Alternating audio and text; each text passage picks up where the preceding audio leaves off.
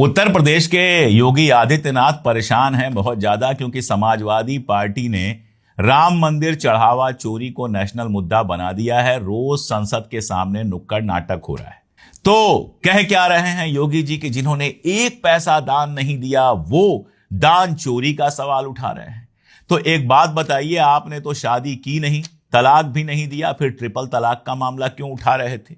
आपने तो कभी कोयले की खरीदारी की नहीं, कभी कोयले का ठेका लिया नहीं, तो प्रधानमंत्री मनमोहन सिंह पर कोयला चोरी का घटिया आरोप क्यों लगा रहे थे? आप तो किसी मदरसे में पढ़ने गए नहीं, तो दिन रात मदरसा मदरसा क्यों करते रहते हैं? आपने बच्चे पैदा किए नहीं और हिंदुओं से कहते हैं 4 बच्चे पैदा करो। ऐसे 50 चीजें और हो सकती हैं जो आप लोग नीचे कमेंट में लिखेंगे ही, पढ़ने में मजा आएगा। लेकिन सवाल यह है कि योगी आदित्यनाथ सिद्ध कर सकते हैं कि किसने चंदा दिया था, किसने चंदा नहीं दिया था? जो जाकर दान पात्र में 500 रुपए डाल आता है, क्या उसको रसीद दी जाती है? राहुल गांधी नहीं गए राम मंदिर अभी तक, अमित शाह गए हैं। बताएंगे योगी आदित्यनाथ की देश के गृह मंत्री जो अमित शाह हैं वो राम मंदिर क्यों नहीं गए? बता पाएंगे? बता पाएंगे कि वहां जो चोरी हुई है उसको गोल गोल घुमाने की कोशिश क्यों हो रही है?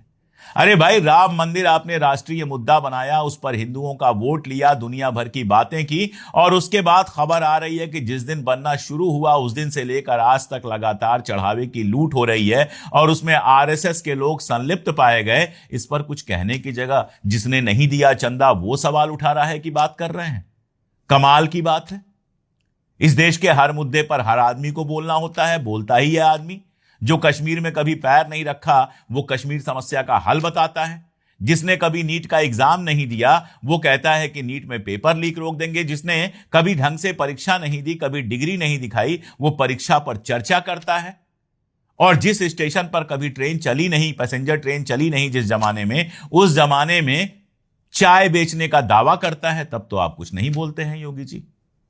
लेकिन राम मंदिर चोरी पर सवाल उठ रहा है तो बहुत गोल गोल घुमाने की कोशिश कर रहे हैं। अब घूम नहीं पाएगा। जनता बहुत कायदे से समझ गई है कि जिन लोगों ने राम मंदिर के नाम पर वोट लिए उन्होंने ही चुपचाप राम मंदिर में चढ़ावे की लूट होने दी। और अब सवाल ये पूछ रही है कि इसका हिस्सा कहां कहां गया था। जवाब देना पड़ेगा। गोल गोल घुमाने से कुछ नहीं होगा।